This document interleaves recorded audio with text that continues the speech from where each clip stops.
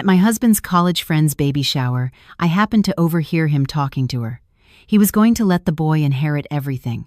I pretended not to know, left quietly, and made a decision that would make them pay the price. Under the brilliant crystal chandeliers of the restaurant overlooking the Hudson River, the murmur of laughter mingled with the clinking of glasses, creating a lively symphony. I stood there, a glass of swirling red wine in my hand, feeling like an outsider in a world that wasn't my own. Today was the party to welcome the son of Lisa, the old college friend my husband, David, always called his soulmate. Lisa, in a stunning scarlet dress, cradled the chubby infant as she moved between tables like a true hostess. She smiled radiantly, her face glowing with the fulfillment of a woman who had just embraced motherhood, and David, my husband, was right by her side. His eyes were fixed on the child with an unusual intensity, a look of adoration and worship. It was the light of fatherly love, something I had never once seen in him during our 3 years of marriage. I retreated to a quiet corner near the balcony, trying to steady my ragged breath.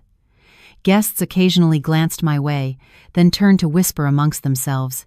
Perhaps they were wondering why the CEO's wife was standing alone while her husband was busy doting on another woman and her child. I took a sip of wine, the bitter taste spreading across my tongue, yet it couldn't compare to the acrid sorrow rising in my heart. As a soft melody began to play, David and Lisa moved closer together.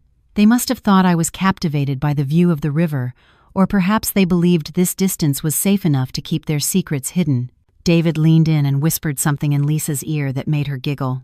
Her hand discreetly rested on his arm, an intimate gesture that crossed the line of ordinary friendship. And then they switched to German. I saw David smirk, the same self-satisfied smile he wore whenever he closed a major deal. He thought of me as a dry, uninteresting finance nerd, someone who only understood numbers and reports. The only foreign language I was proficient in was business English. He believed German was their absolute safe zone, their private code. David's deep voice carried over, each crisp German word like a sharp knife slicing into my heart. "Don't worry," he said. "The boy is the heir. I will let him inherit the entire Anderson family enterprise." Lisa looked up at him, her eyes sparkling with a coquettish gleam. Her reply was coy but laced with calculation. "You promise now. Don't let that witch back home find out. I don't want my son to lose out." David chuckled, his hand patting the baby's back, his voice dripping with condescension. "How would she ever know? She's just a walking ATM. Once the boy is a little older, I'll sort everything out." The glass in my hand trembled violently. It took all my strength to grip it, to stop myself from shattering it on the floor. A chill raced down my spine, spreading through my limbs, leaving me numb for a moment. So, in his eyes, that's all I was. A tool, a money-making machine. 3 years of marriage, of shared vows and life. I had poured my heart and soul, my intellect and connections, into pulling his family's company back from the brink of bankruptcy. I had sacrificed my youth, my personal hobbies, to be a good wife and a dutiful daughter-in-law. I had even secretly studied German late into the night, long after he had fallen into a drunken sleep. I remembered those long nights, sitting alone under the glow of a desk lamp, painstakingly looking up words, listening to conversational tapes. I learned German because I wanted to help him translate technical import documents, to share his workload, to give him a surprise on our wedding anniversary. And now, that very language had become the means by which I heard the death sentence of my own marriage. I looked at them, 2 people drowning in a counterfeit happiness built on deceit. David was still smiling. The smile I once adored now looked twisted and repulsive. He was plotting to strip away everything I had built and offer it to his mistress and their illegitimate child. I took a deep breath, swallowing the tears that threatened to fall. No, I couldn't cry. Crying now would only make me look pathetic and weak in their eyes. I am Catherine, the chief financial officer, the one who holds the lifeblood of the entire corporation. I would not allow anyone to trample on my self-respect. The wine in my glass was gone, but my heart was overflowing with calculation and resentment. I curled my lips into a chillingly cold smile. They wanted to play a language game. Fine. I would show them that the price of betrayal sometimes needs no words. I placed the empty glass on a passing waiter's tray. The The sound of the stem hitting the metal tray was sharp and final, just like the decision forming in my mind. The party hall was still buzzing with noise, the clinking of glasses, the toasts to a long and happy life. Congratulations on the healthy baby boy echoed all around, but to me, it was all a silent, meaningless film. I didn't look back at David and Lisa again. Their presence now only tainted my vision. I walked swiftly out of the restaurant.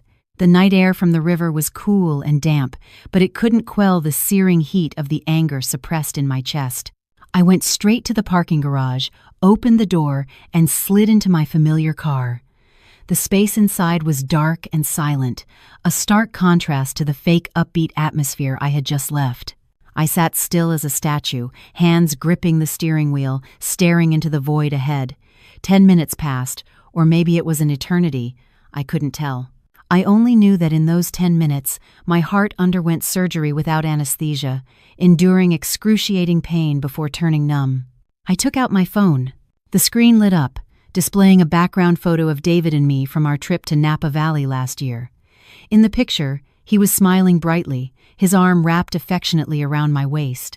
Looking at it now, it was nothing but a bitter irony. My fingers slid across the screen, cold and decisive. I selected every photo that included his face, one by one. I hit delete permanently. After wiping everything clean, I removed the phone case and used a pin to eject the SIM card. The tiny chip fell into my palm. This was the number David had bought for me when we first started dating, a matching pair with his. I looked at it one last time, then used 2 fingers to snap the fragile piece of plastic in half. A small click echoed in the silence, severing all contact, all ties to the past. But I wasn't just running away. I am a CFO. I manage risk for an entire corporation, and I know how to manage risk for my own life. I took my backup phone from the glove compartment and dialed a number I had long since memorized. The person on the other end answered after 2 rings. The steady voice of Mark, a branch manager at our bank, came through. "Catherine? What's up? Why are you calling so late?" I took a deep breath, my voice becoming sharp and professional, devoid of any personal emotion. "Mark, I need you to do something for me, urgently. Activate the Clause 1 risk protocol on the joint accounts I share with David. I suspect illegal asset diversion." Mark hesitated, likely surprised by my sudden request. "Catherine, are you sure? If we activate this clause, all assets will be frozen. You won't be able to withdraw anything either. Besides, this requires a signed authorization." I cut him off, my voice firm. "I already signed the authorization and sent it to your assistant last week. Check your email. I want it frozen immediately, as soon as possible." Trust is good, but risk control is eternal. You remember me saying that, don't you? The line was silent for a few seconds, then I heard the clicking of a keyboard. Mark sighed. "All right, for the sake of our long friendship, I'll do it now. But Catherine, whatever is happening, please handle it calmly." "Thank you," I said, and hung up, a slight smirk on my lips. "David, you want to use my money to support your mistress, to build an empire for your son? Dream on." I started the car, pulling slowly out of the parking spot. Near the exit, the pale yellow streetlight cast a glow on the gaunt figure of a middle-aged woman diligently sweeping trash. She wore a faded orange uniform, her posture weary and worn. I stopped the car and rolled down the window. "Ma'am," I called out softly. The woman looked up, her sun-weathered face showing surprise at being addressed by a woman in a luxury car. She approached timidly. "Miss, were you calling me?" I held out the expensive, brand-new smartphone, the one David had given me for my birthday, the one filled with his deceitful messages. "This is for you. I'm not using it anymore." The janitor's eyes widened, and she waved her hands frantically. "Oh no, this is too expensive. I can't accept it." "Miss, did you forget it?" I smiled, the most genuine smile I'd had all evening. "No, I was going to throw it away, but that would be a waste. Please take it. You can sell it or use it. Consider it me throwing the trash out of my life." I pressed the phone into her hand.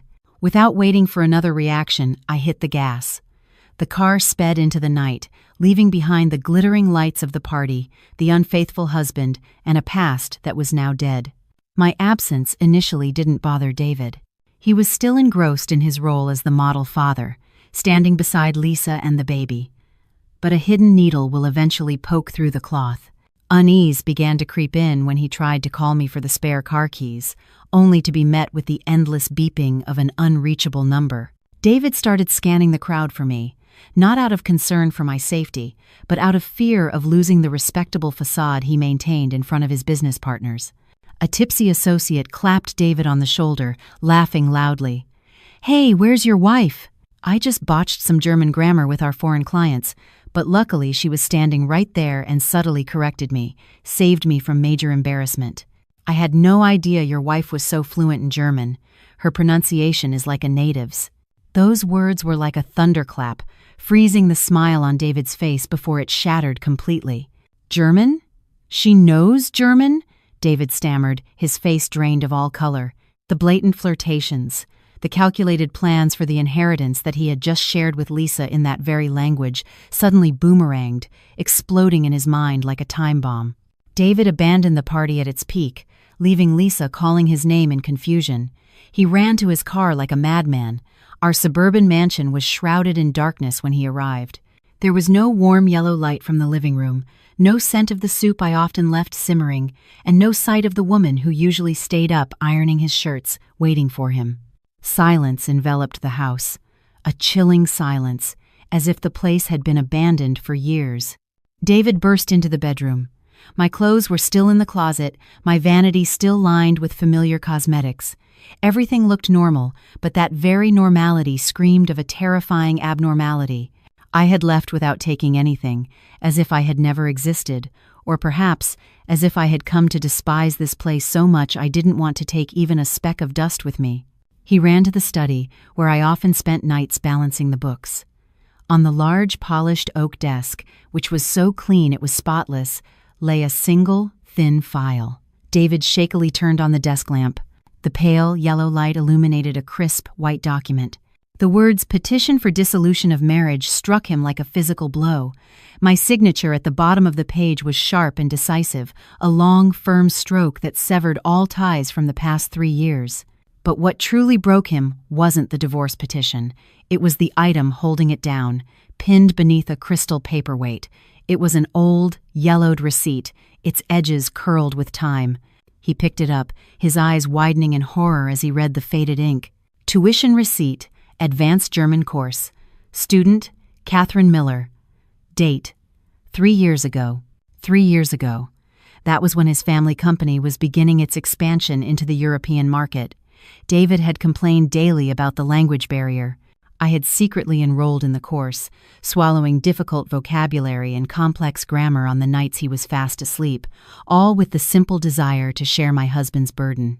I had intended to use it as a surprise gift, a powerful asset for his career. I never imagined my devotion would become a double-edged sword, allowing me to hear the darkest secrets of the man I slept beside. David collapsed onto the cold floor, the receipt fluttering from his hand and landing by the leg of the desk like the cruelest of mockeries. Belated regret began to gnaw at his soul. Not because he loved me, but because he realized the wife he had always dismissed as a bookworm had seen through him all along. The phone rang, its shrill sound tearing through the empty room, amplifying the silence and the fear gripping David.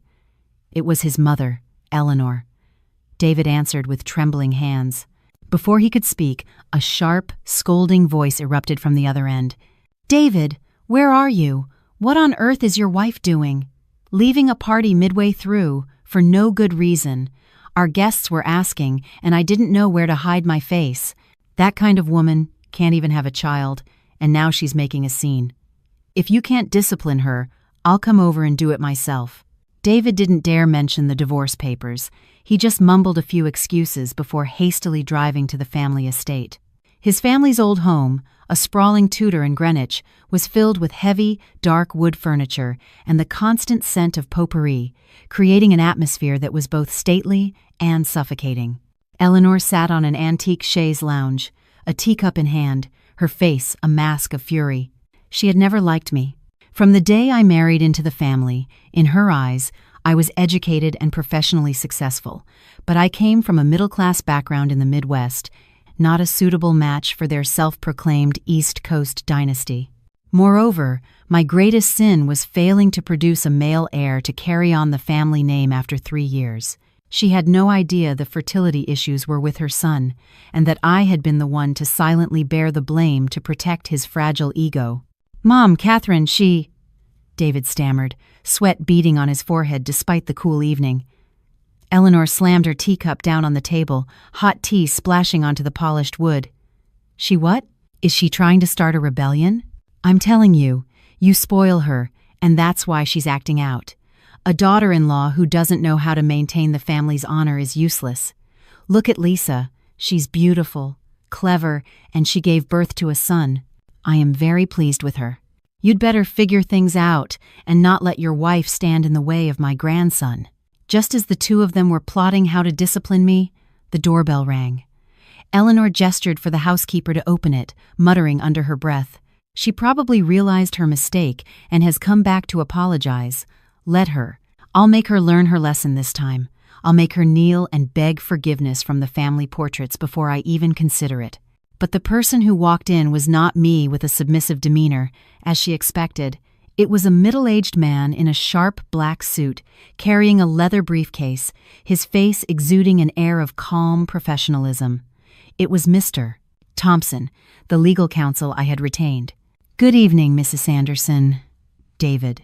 Mr. Thompson nodded politely, but his eyes were as sharp as a scalpel. "I am the legal representative for my client, Miss Catherine Miller. I am not here to offer an apology, but to carry out legal procedures as per my client's request." Eleanor froze, staring at the stranger before turning to her son. "A lawyer? Why did she hire a lawyer? Who is she planning to sue?" David stood, rooted to the spot, a sense of impending doom washing over him, making his limbs feel weak. Mr. Thompson didn't keep them waiting. He calmly sat in the opposing armchair, placed his briefcase on the table, and unlatched it. The crisp clicks echoed in the silent room like the cocking of a gun before a battle. Mr. Thompson smoothly extracted 3 sets of documents, arranging them neatly on the gleaming wood surface, each movement slow and deliberate, yet carrying immense weight. "This is a petition for a unilateral divorce, filed by my client. This is the notice of case acceptance from the Superior Court." And most importantly, he pushed the 3rd document toward Eleanor and David. "This is the court's decision to implement a temporary emergency measure." Eleanor squinted, picking up the paper, but the dense legal jargon made her head spin. Her eyes locked onto the bolded words in the center of the page, "Asset freeze."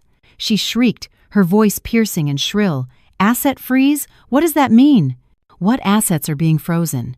Our house, our money. What right does she have to touch any of it?" "Mr."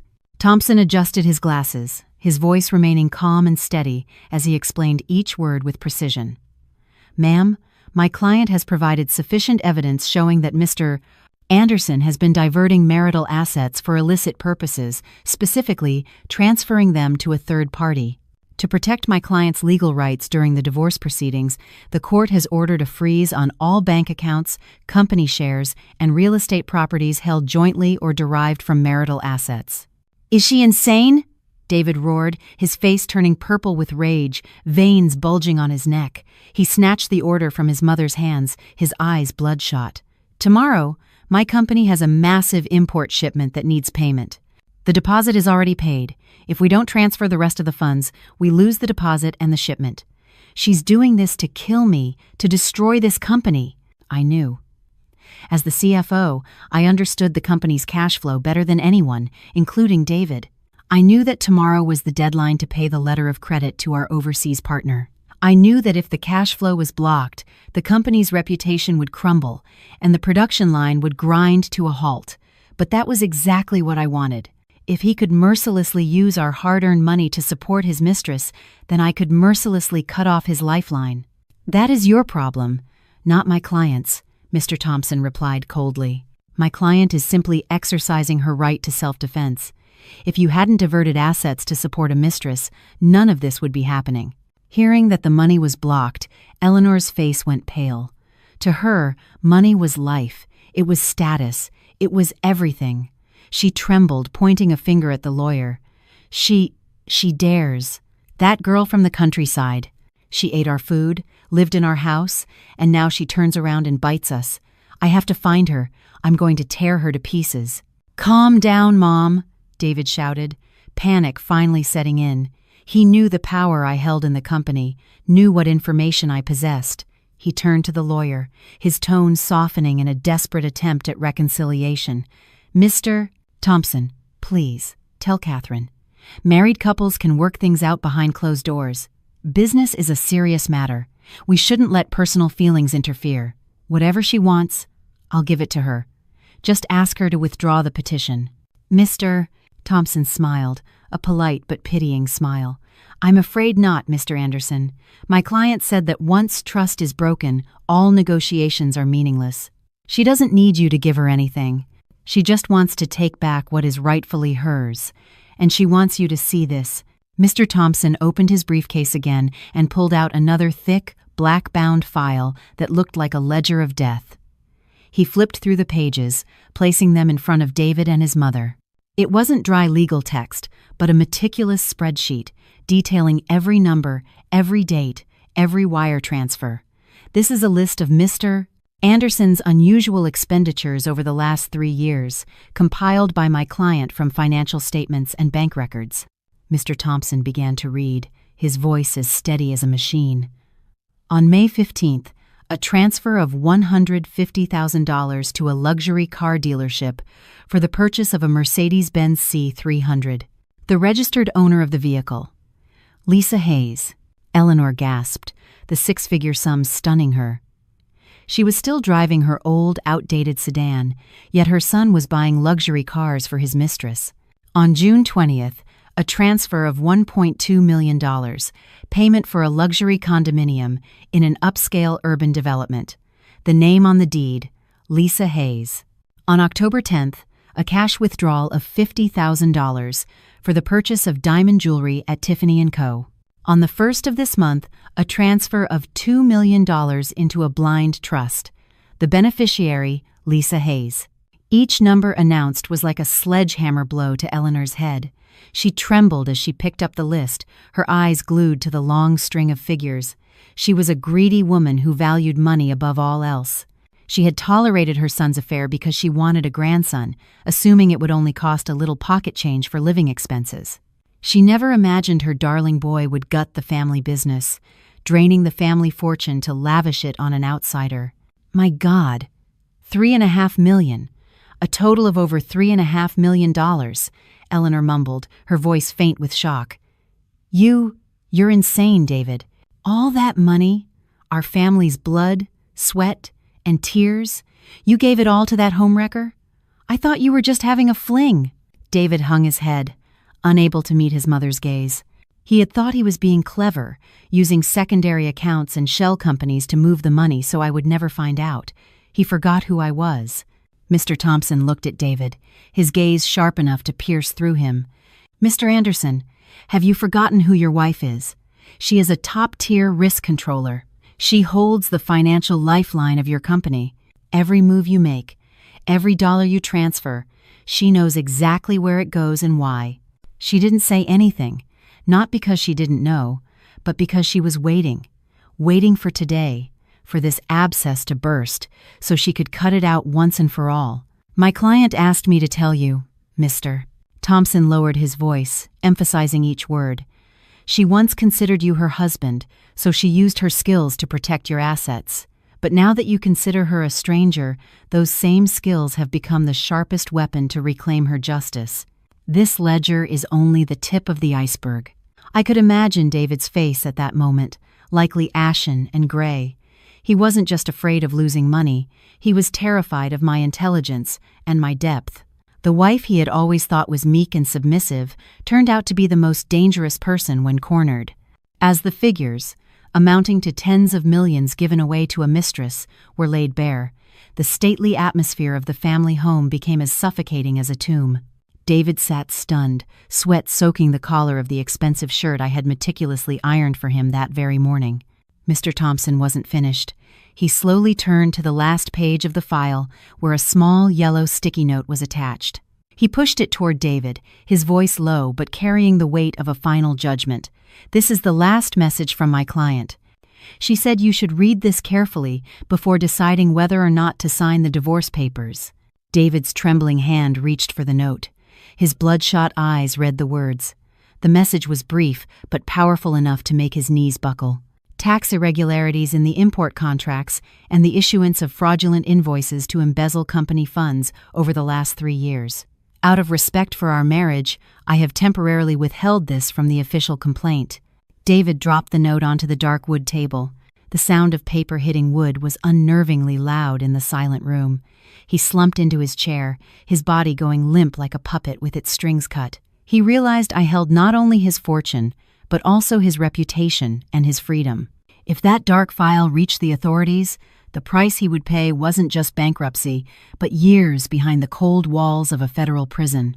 For the past 3 years as CFO, I had turned a blind eye to his questionable entertainment expenses, thinking it was just the cost of doing business. But I was prudent enough to save all the evidence, just in case the ship ever hit a storm. I never thought I would use it against my own husband, but when he ruthlessly pushed me off a cliff, I had no choice but to turn that evidence into my final shield. What's wrong with you, son?" Eleanor saw her son's deathly pale face and frantically questioned him. "What did she write in there that has you so scared? Is she threatening you? Let me call and curse her out." She reached for the landline, but David stopped her, his voice breaking, like the whimper of a wounded animal. "Mom, don't call. If you call, I'll go to prison. She has me by the throat. She has all the company's black books, Mom." Hearing the word prison, Eleanor felt as if her spine had been ripped out. She swayed, grabbing at the empty air before collapsing onto the chaise lounge. A stroke-like episode seized her, her face flushing a dangerous red as she gasped for breath. For her entire life, she had schemed and saved, always boasting about her brilliant CEO son. Now, the news that he could face prison, all because of a foolish affair, was too much to bear. David panicked, screaming for the housekeeper.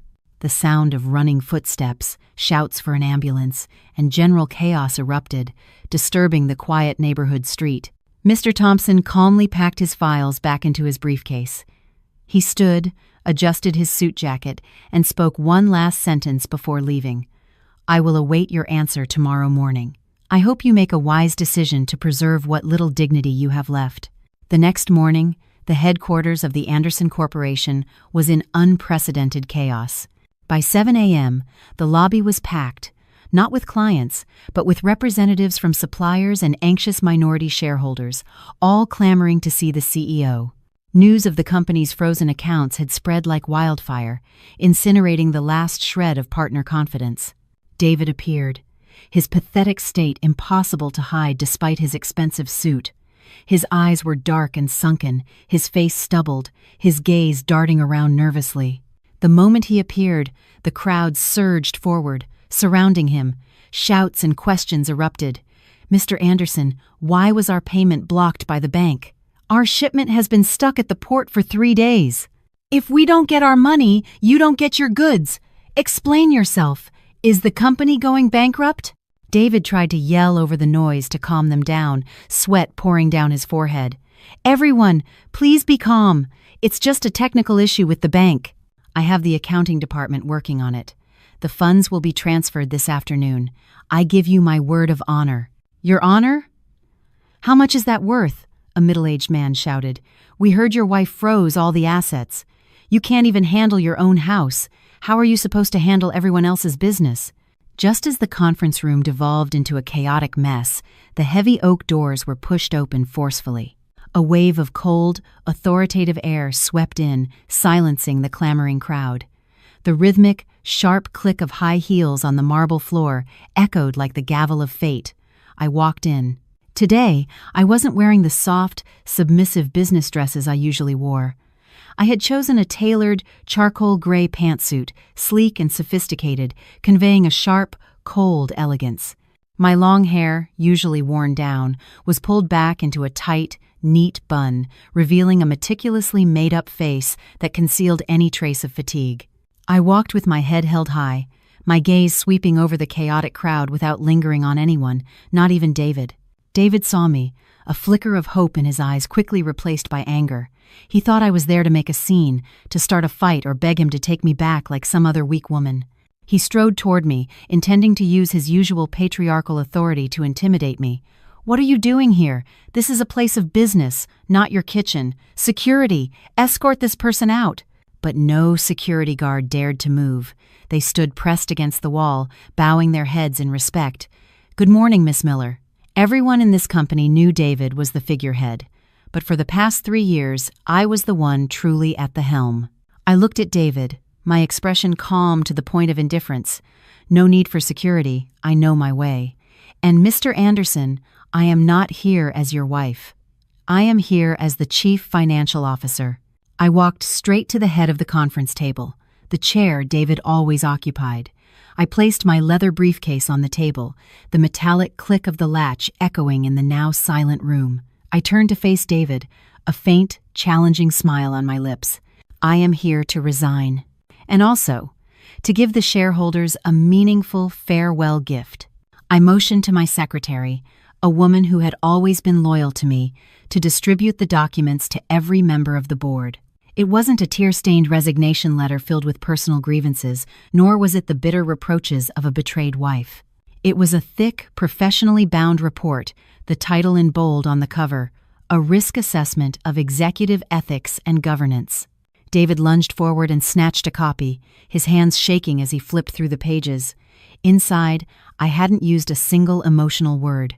I used the language of numbers, charts, and the cold, hard risk analysis models of a professional CFO. I detailed how the CEO's use of company working capital for personal expenses, a car, a condo, a trust fund for his mistress, had directly impacted the company's liquidity ratios. "Ladies and gentlemen," I began, my voice clear and strong in the quiet room. On page 5, the cash flow chart shows that in the last 6 months, 15% of our working capital was withdrawn under the guise of client entertainment and public relations expenses. In reality, that money flowed into personal accounts unrelated to business operations. This has led to our inability to meet short-term debt obligations, pushing the company to the brink of technical insolvency. The older shareholders, men who had been my father-in-law's partners, put on their reading glasses, their faces turning gray as they read. They had entrusted their money to David, believing in his family's respectable reputation. Now, they were horrified to learn their investments were being used to support the CEO's secret second family. One shareholder slammed his fist on the table. "David, what are these numbers? Explain yourself." "That $1.2 million condo, was that for a satellite office or for your mistress?" David was speechless, sweat dripping down his collar. He stammered an excuse. "Uncles, gentlemen, let me explain. This was a long-term investment. Catherine, she's holding a personal grudge, so she—" "Numbers don't lie, and they don't hold grudges." I cut him off, my voice like ice. On page 12, I've attached a media risk analysis. A CEO embroiled in an ethics scandal, abandoning his wife for a mistress, will cause an estimated 40% drop in our brand value within the next 24 hours. If this information leaks, investors and partners will never fund a company led by someone with no moral integrity. I looked around the room, meeting the eyes of each person.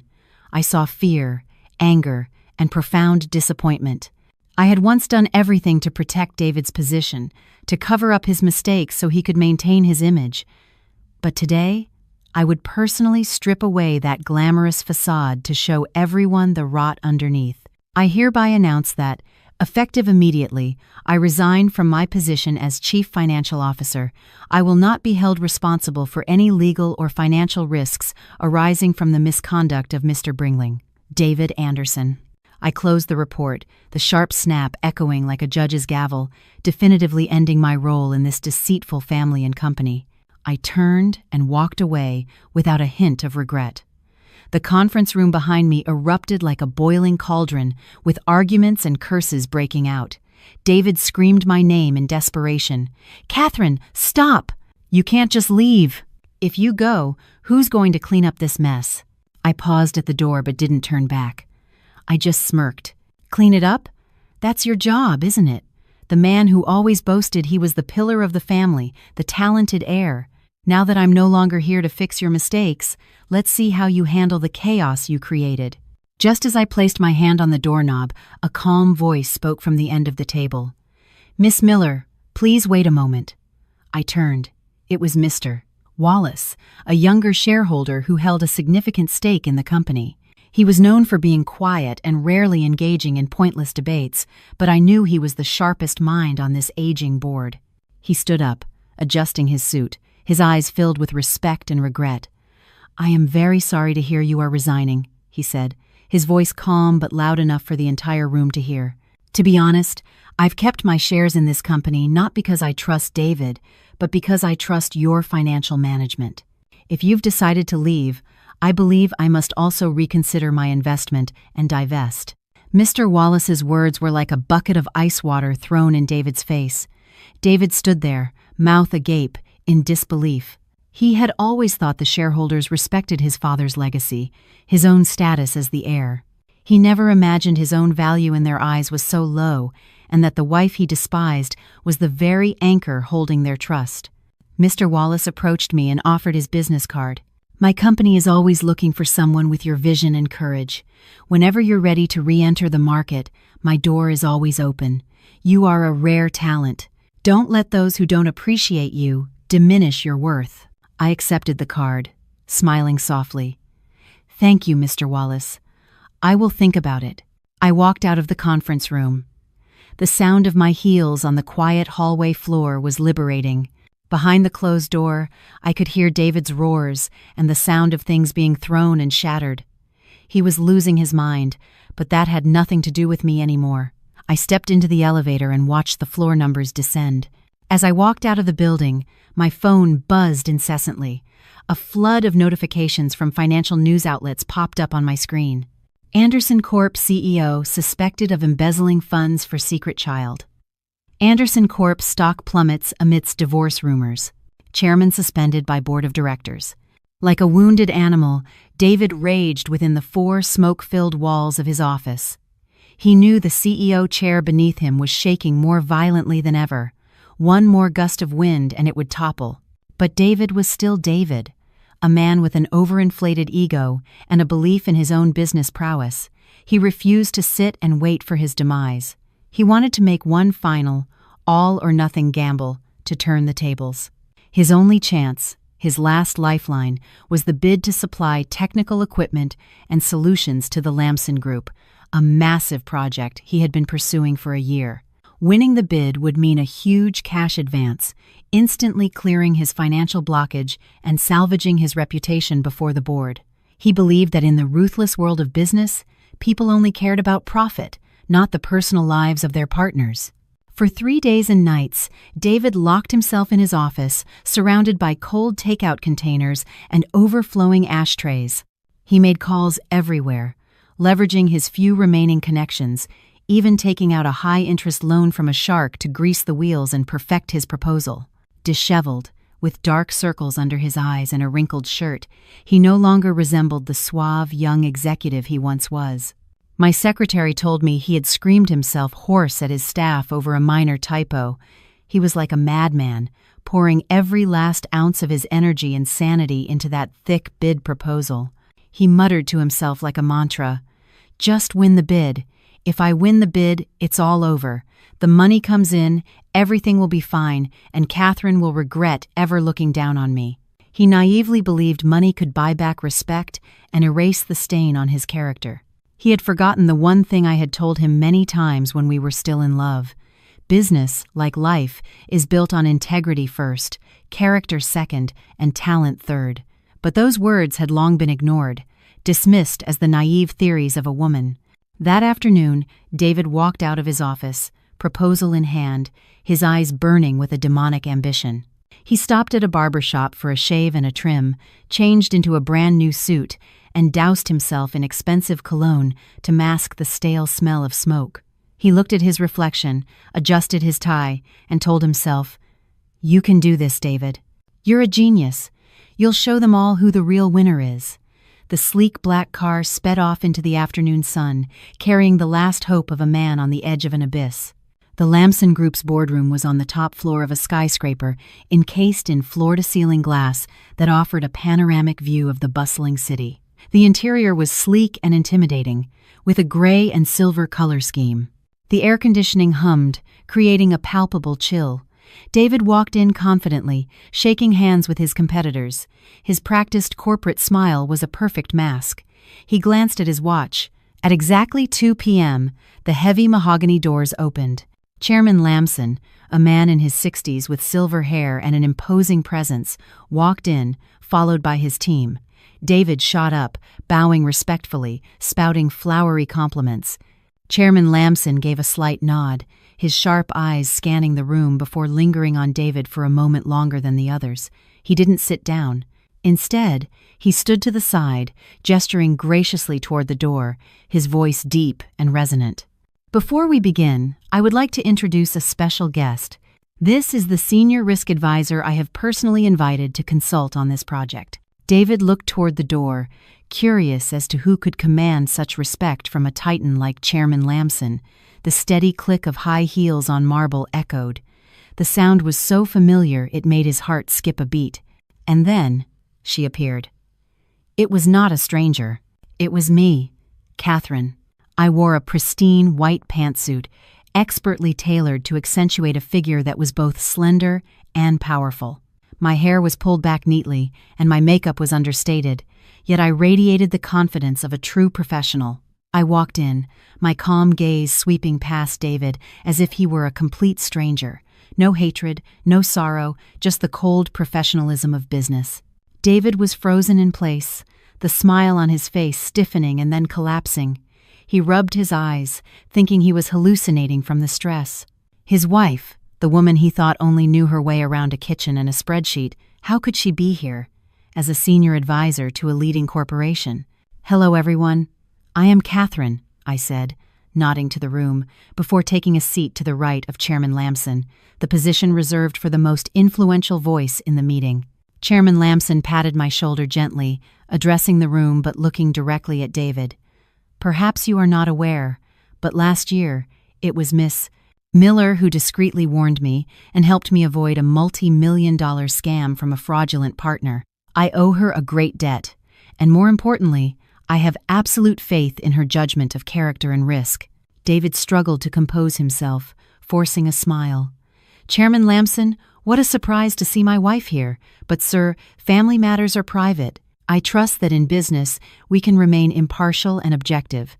My company's proposal—" I didn't let him finish. I raised a hand, cutting him off cleanly. I opened the file in front of me, pulled out a document with a stark red chart, and slid it to the center of the table. My action was gentle, but in the silent room, it carried the weight of a death sentence. "Mr. Anderson, there is no one here who is your wife." My voice rang out, clear and cold. "I am sitting here as an independent risk advisor, and the first principle of risk management is that numbers do not lie." I pointed to the chart, my eyes locked on David. "According to the latest financial capability assessment, your personal credibility index as the head of your company is currently in the negative. Your business's operating cash flow is severely depleted due to misappropriated funds. Your collateral assets are currently under legal dispute and frozen by the court. With such a high-risk profile, awarding this project to your company would not be an investment. It would be suicide." David's face was ashen. His hands gripped the edge of the table to keep from collapsing. He stammered, trying to salvage a shred of dignity. This is a personal vendetta. You're using your position to get revenge on me.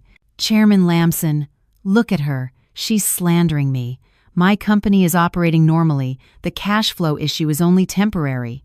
Chairman Lamson finally spoke, his voice deep with the authority of a man who had weathered countless storms in the business world. "Mr. Anderson, I have been in business my entire life. The most important thing to me is not profit, but integrity. A man who can betray and scheme against the wife who stood by him through thick and thin, what guarantee is there that he will be loyal to a business partner?" He paused, his gaze on David filled with disappointment and contempt. The character of a leader is the best shield for a business. You have shattered that shield with your own hands. You may leave now. The words "you may leave now" were spoken softly but with brutal finality, slamming shut every door of hope for David. 2 large security guards stepped forward, gesturing for him to exit. David looked around at the pitying and mocking gazes of his competitors. He felt a profound, gut-wrenching humiliation, as if he had been stripped naked in public. He wanted to scream, to lunge at me, but his feet felt like they were encased in lead. Stepping out of the Lamson Group skyscraper, the golden afternoon sun hit my eyes, making me squint. The wind whipped around me, blowing stray hairs across my face and carrying away the frustrations of the past few days. I took a deep breath, savoring the sweet taste of freedom and victory. My phone buzzed. It was a bank alert. A large sum had just been deposited into my personal account, my consulting fee from Mr. Lamson, plus a handsome bonus for helping his corporation eliminate a risky partner. I looked at the long string of numbers and smiled. This was the first clean money I had earned since stepping out of David's shadow. It wasn't an allowance he gave me or the token salary for my figurehead CFO role. This was the result of my own intellect and grit. The feeling of holding money I had earned myself was empowering. Instead of going home, I drove to a quiet cafe tucked away in a small alley. I had an important appointment. Seated in a corner booth, I dialed the private investigator I had hired right after that fateful party. He answered quickly. "Miss Miller? I was just about to call you. I have some very interesting news." "Go on. I'm listening," I said, stirring my lemonade, feeling strangely calm. "About that girl, Lisa." The investigator's voice was laced with a cynical humor. "Her profile is beautiful, like a painting. Studied abroad in Germany, from a respectable family, works in real estate. But around here, anything that looks too perfect is usually fake. I did some digging and found some fascinating things." I tightened my grip on the spoon, my instincts telling me I was about to uncover something horrifying. What exactly? "She's no exchange student. That diploma of hers can be bought on the street for a couple $100. She used to work as a hostess at some bars downtown, then disappeared for a while before re-emerging with this prim and proper persona. But this is the most important part." He lowered his voice. "I got the hair samples from the baby and your husband, just as you asked. The DNA results are pending, but based on my experience, you should prepare for a major drama. It seems you're not the only victim here." "What do you mean?" I pressed. "There's a professional operation, a kind of high-end honey trap. They target wealthy men who are desperate for a male heir, create perfect scenarios, and lure them in. This Lisa has all the markings of a pro. I'll send you the detailed file and the DNA results in 2 days." I hung up, staring out the window. A sense of dread mixed with a hunter's thrill ran down my spine. It turned out the story of the precious male heir was built on a foundation of filth. Later, through whispers in my social circle, I pieced together the full extent of the humiliation my mother-in-law endured. That evening, Eleanor, clinging to her hollow pride, wore her most expensive emerald jewelry set. She sat at her vanity, reapplying a layer of bold red lipstick, reassuring herself that even with the company in trouble, she had a grandson as her trump card. In her superficial world, an heir was everything. She stepped out of her car and strode into the lavish ballroom of a 5-star hotel where the city's most elite wives had gathered. She imagined them flocking to her, cooing with envy over her new grandson. But instead, as she entered, the room fell strangely quiet. The lively chatter died down, replaced by pitying, scrutinizing stares and malicious whispers. The women who usually fawned over her now avoided her, huddling in corners, glancing her way and covering their mouths to snicker. Eleanor froze, the socialite's smile on her face stiffening. She felt like she was standing naked in a crowd. Just as she was reeling, Mrs. Wallace, her arch-rival in the ladies' social club, sauntered over, a sharp, mocking smile on her face. "Eleanor, dear, I hear your family has some happy news. Your new daughter-in-law is quite something. These racy photos of her are all over our private group chats." Mrs. Wallace held up her phone for everyone to see. On the screen was a picture of Lisa in a skimpy, see-through negligee, posing suggestively next to David in what looked like a hospital room. The photo was cheap and vulgar, reeking of her true profession, nothing like the classy socialite Eleanor had been boasting about. The room erupted in gossip. My goodness, and Eleanor called her well-bred? She looks like a common streetwalker. The comment was the final blow. Eleanor saw red. She lunged for the phone, screaming, "You shut up! You're lying. You're just jealous my family has an heir." But Mrs. Wallace sidestepped, causing Eleanor to stumble. "Jealous? Look at yourself. Eleanor, I'd rather have no grandchildren than bring that kind of trash into my family. You were so desperate you couldn't see the truth." Unable to bear the humiliation, Eleanor fled the party like a madwoman. But instead of going home to confront her son, she directed her blind rage at me. In her warped mind, I was the cause of all her problems. She stormed into the lobby of the office building, where I had just leased a space for my new consulting firm, shouting my name. "Catherine, you snake! You backstabber! Come out here!" I was reviewing a file when I heard the commotion. I calmly closed it, smoothed my suit, and walked out. Before me stood my once elegant mother-in-law, now looking like a shrewish fishwife, her hair askew, her makeup smeared. The moment she saw me, she lunged, pointing a jeweled finger in my face. "You did this! You ruined my son's deal, and now you're spreading these photos to ruin our family's name. You want to destroy us, don't you? I raised a viper in my own home." My staff looked on, alarmed. I held up a hand to stop them from intervening. I faced her, my back straight, my gaze unwavering. Seeing my silence, she grew bolder, laughing mockingly. "You're just jealous, aren't you? You're barren, so you're jealous that Lisa could give David a son. A fruitless tree like you deserves to be abandoned by her husband." Her word, barren, was the spark that ignited the gunpowder. For 3 years, I had silently endured the whispers and drank countless foul-tasting herbal remedies to protect her son's fragile masculinity. But now, she dared to use my pain to humiliate me in front of my employees. I was done being silent. I stepped forward, my face inches from hers. "Who did you say is barren? Open your eyes and see who is truly at fault in your precious family." I walked to my desk, retrieved an old, laminated medical report, and threw it on the table in front of her. "This is your son's semen analysis from 3 years ago. 90% abnormal morphology. The chance of natural conception is almost zero. The doctor's conclusion is right there. Can you read, or are you willfully blind to the truth?" Eleanor froze, her hand trembling as she picked up the report. She may not have understood the medical terms, but she read the doctor's conclusion loud and clear. Her face went from red to white. "No, it can't be. David is so healthy." "Healthy?" I scoffed. "You and your son begged me to keep this a secret. You forced me to drink those bitter medicines in his place, forced me to pray at every church, all to cover up his impotence. I endured the false reputation of being a barren woman out of a sense of duty, only for you to stand here and insult me today?" The office was dead silent. All eyes turned to Eleanor, filled not with curiosity, but with utter contempt. She staggered backward, speechless. The raw truth not only vindicated me, but also shattered her delusional belief in her family's superior bloodline.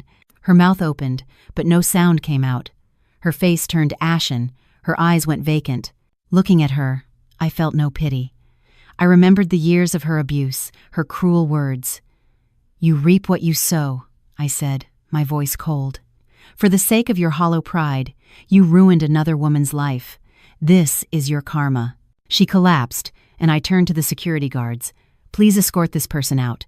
This is a place of business, not a public stage for drama. If she causes any more trouble, call the police." The guards lifted her like a sack of garbage and dragged her out. The image of the proud matriarch being thrown out like a beggar was a fitting end to her tyranny. 3 days later, the express envelope I was waiting for arrived. I opened it calmly. It was the private investigator's full report. My eyes scanned past the dense text and charts, landing on the final page where a bright red stamp from the lab and a bolded conclusion confirmed my suspicions. No paternity match. I laughed out loud. So it was true. My intuition as a woman and my calculations as a risk manager were never wrong. David had thrown away his wife, his career, and his family's honor, all for another man's child. The investigator's message added another layer to the sordid tale. I reread Lisa's background check. She wasn't just a simple gold digger. She was part of a sophisticated syndicate that targeted wealthy, heir-obsessed men. Her past was a dark web of deception. She had never been to Germany. She was from a poor rural town, had dropped out of school, and worked in bars before being recruited by a madam who ran the entire operation. This madam had funded Lisa's plastic surgery and training, teaching her how to act like a high society woman, even memorizing a few German phrases to fool her targets. But the most shocking revelation was the baby's true origin. The file contained surveillance photos of Lisa with a heavily tattooed, muscular man named Kevin. He was a personal trainer at a gym she frequented, and the man she had introduced to David as her cousin from out of town. The baby was their biological child. They had used the infant as a tool to extort money from David under the guise of child support. The bank statements told the whole story. Every time David wired money to Lisa, a large portion was immediately transferred to Kevin's account with notes like, "For my hubby," and "diaper money for our pup." Oh, David. You, the self-proclaimed brilliant businessman, were played for a fool by a pair of con artists. You funded their lifestyle, raised their child, and were ready to give them your entire family fortune. For this level of stupidity, a lifetime of regret would not be enough. I photocopied the entire file. 3 identical sets, 3 brown envelopes, one for my records, one for Eleanor, and the last one addressed to David, sent via express courier to Lisa's condo, where he was now living. I sealed the envelopes like I was priming time bombs. Less than 2 hours later, my office door burst open. David appeared, looking like he had aged a decade. He wasn't arrogant anymore. He was a broken man. He fell to his knees before my desk. "Catherine, I'm begging you." I was wrong. 1,000 times wrong. But the baby, he's innocent. He's just a month old. How can you freeze everything and cut off his livelihood? I looked at him, my heart a block of ice. Even now, he was using the child as a shield, still playing the part of the great, self-sacrificing father. He continued to sob. "You're a woman. You'll be a mother one day. Put yourself in my shoes. How can you watch a child go hungry, unable to see a doctor? Take your anger out on me. Don't punish the boy." His moral hypocrisy was nauseating. He was trying to emotionally blackmail me into submission. I slowly opened my desk drawer and took out the original file. I tossed it onto the table in front of him. "You want to provide for your son? Admirable. But before you play the great father, you should probably go home and ask who the baby's real father is." David stared at me, bewildered. What are you talking about?" I gestured to the file. "Open it. It's my final gift to you, so you can wake up from this fantasy family you've been living in. Read it carefully, especially the page with the DNA results." The room felt airless. He picked up the test results, his eyes bulging as he read, "No paternity match." His fingers dug into the paper, his whole body shaking. "No, this can't be," he whimpered. "This is fake. You faked this to hurt me. You hate me, so you made this up to tear me away from my son." He looked at me with wild, crazed eyes, wanting to believe I was the villain rather than accept he was the world's biggest fool. I didn't give him an escape. "Keep reading," I said, my voice soft but brutal. "Read the next few pages, then tell me who's making things up." He shakily turned the page to the bank statements. The numbers danced before his eyes, a painful, undeniable truth. Every transfer he made to Lisa was almost immediately funneled to Kevin. The final photo in the file was the cruelest blow. A picture of Lisa and the tattooed trainer, Kevin, in a loving embrace, holding the very baby David had called his heir. "Ah!" David let out a guttural, inhuman scream. He crumpled the file in his hands and threw it to the floor. His world had completely imploded. His male ego, his business pride, his family legacy all turned to ash. He hadn't been a powerful man supporting a mistress. He had been a cash cow, milked dry by con artists. He had betrayed the wife who built his empire with him, all to raise another man's child and finance another man's family. "Those bastards! I'll kill them! I'll kill them all!" he roared, tears and snot streaming down his contorted face. Later, from the police report, I pictured the horrific scene that unfolded at Lisa's luxury condo. David drove like a man possessed, speeding through the city, a demon of rage seeking to tear apart those who had deceived him. He kicked down the apartment door to find Lisa calmly packing her designer handbags into a suitcase, clearly preparing to flee with her lover and their loot. Seeing David's murderous expression, she dropped her lipstick. "David, what are you doing here? You scared me," she said, trying to play the part of the delicate, frightened lover. But he didn't say a word. He grabbed her by the hair, dragged her into the living room, and slapped her so hard she fell onto the expensive Italian leather sofa, blood trickling from her mouth. "You lying bitch! You passed off another man's kid as mine!" he screamed, throwing the file in her face. Lisa saw the photos, the DNA report, and knew the charade was over. Her fear vanished, replaced by the brazen, venomous face of a street-hardened con artist. She wiped the blood from her lip and stood up. "Yeah," I lied. "So what?" she sneered, her voice shrill. "Look at yourself. You're stupid and impotent, a mama's boy. If it wasn't for your money, I wouldn't have given you the time of day. I used your money to raise my child and support my real man. That's the price you pay for your foolishness." David was speechless. He lunged at her, and they fought like wild animals, tearing at each other amidst the wreckage of the luxurious living room. Just then, the door, already broken, swung open again. It was Eleanor. She had also received my package and had rushed over, hoping it was all a lie. But the scene before her, her bloodied son wrestling on the floor with her precious daughter-in-law, hearing Lisa admit the grandson she cherished was a fraud, shattered her last hope. "Stop it! My God, what has this family done to deserve this?" Eleanor shrieked, dropping her handbag. The fighting stopped. Lisa, disheveled and defiant, looked at Eleanor. "Oh, you're here too? Take a good look at your grandson. You're just as stupid as your son. So desperate for an heir you raised another man's bastard. You all deserve this." The words were the final hammer blow to Eleanor's fragile mind. She swayed, her hands clutching her head. Her entire life of scheming, of social climbing, of oppressing me for the sake of her family's hollow legacy, all for this humiliating end. Her eyes glazed over. In her desperate, broken mind, she saw an illusion, an escape. She crawled over to a teddy bear lying on the floor, clutched it to her chest, and began to rock it gently, a strange, beatific smile spreading across her tormented face. "My grandson, my precious heir," she whispered. "Shh, Grandma's here. Grandma will sing you a lullaby." And she began to sing a rambling, off-key tune, her voice cracking. David stood frozen, watching his mother descend into madness. Her insanity, tragically, was the only peace she could find. The wail of sirens grew louder. The police and paramedics, called by neighbors, burst in.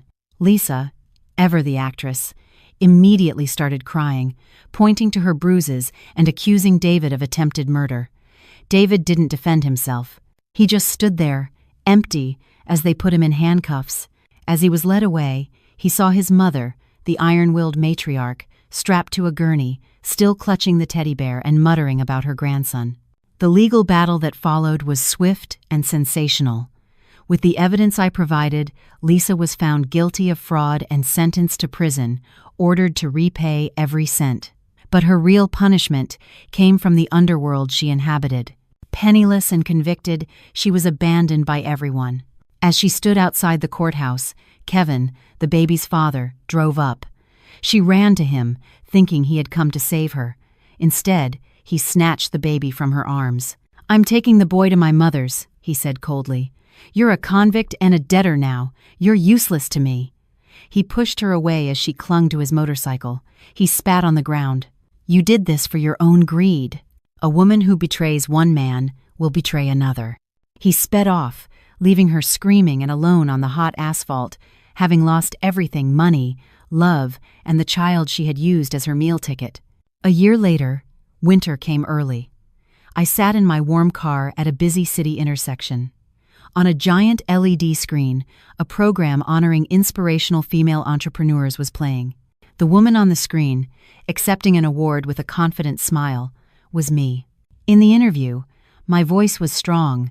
I once thought sacrifice was a woman's greatest virtue, but life taught me that a woman must first be herself. Never become someone else's shadow, because when the lights go out, the shadow disappears. Learn to be your own light. On the cold sidewalk below the screen, a gaunt, shivering woman looked up. Her face was hidden, but I recognized the pathetic figure. It was Lisa. She watched my image, her sunken eyes welling with tears.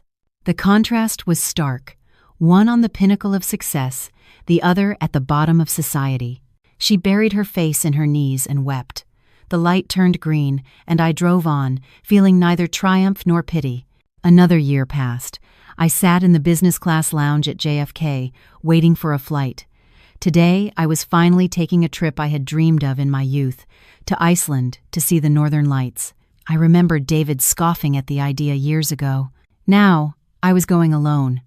The solitude was sweet, the taste of absolute freedom. My past was a closed book.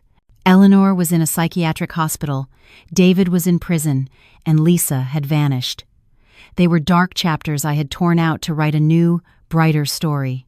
As the plane took off, I closed my eyes and pictured the vibrant auroras dancing in the Icelandic sky. The journey ahead was mine alone, but I wasn't afraid. I had found the most reliable companion of all, myself. Life is short. Don't wait for someone else to bring you happiness. Go live, love, and shine brightly, because after the storm, there isn't just sunshine. For those brave enough to look up, there can also be a magnificent aurora. I smiled and drifted into a peaceful sleep, feeling as light as a feather, flying